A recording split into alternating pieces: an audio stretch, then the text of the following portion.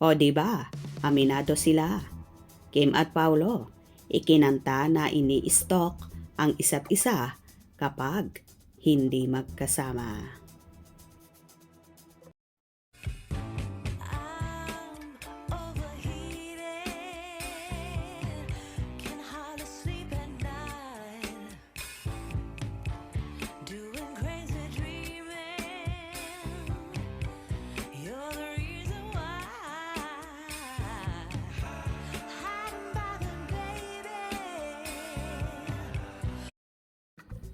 Aminado, sina Paolo Avellino at Kim Chiu na ini-stalk nilang isa't isa kapag hindi sila magkasama.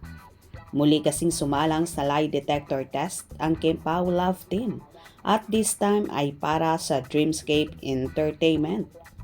In-upload ang video nitong Lunes, March 9 na umaga pero nang check namin ay nabura na ito. Siguro mali ang oras ng paglabas nito dahil masyadong maaga nang aming makita o baka may kailangan pang i-edit kaya binura muna. Pero buti na lang napanood na namin ito bago burahin.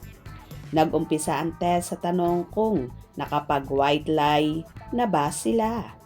Parehas umamin ang dalawa na nakapag white lie na sila na sinang-ayon na naman ng lie detector machine.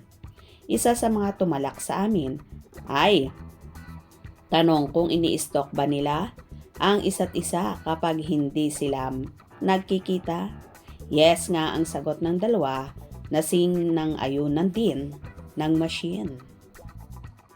Talk na kayo sa isa't isa. Pag mga, kunwari di kayo magkasama, ganyan. Yes or no lang pala ang sagot. Yes naman. Search naman siya.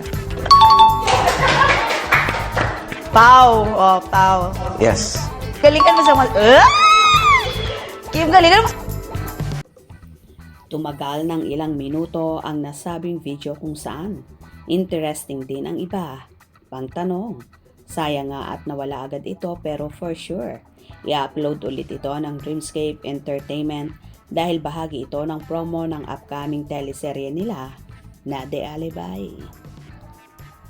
O diba, halata at booking na talaga ang Kim Pao sa mga naging kasagutan nila sa naging lie detector test na tila pagpapatunay ng kanilang mga nararamdaman at ginagawa.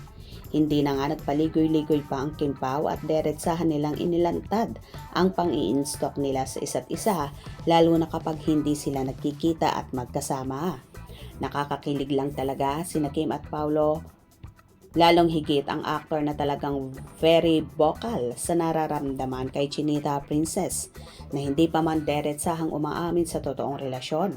Pero alam naman ng lahat na malalim na ang namamagitan sa kanila na hindi maikakaila ang sweetness at pagkikare nila sa isa't isa.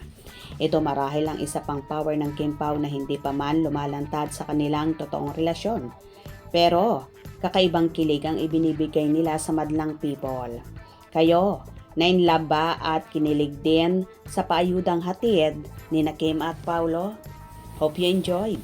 Please subscribe for more info.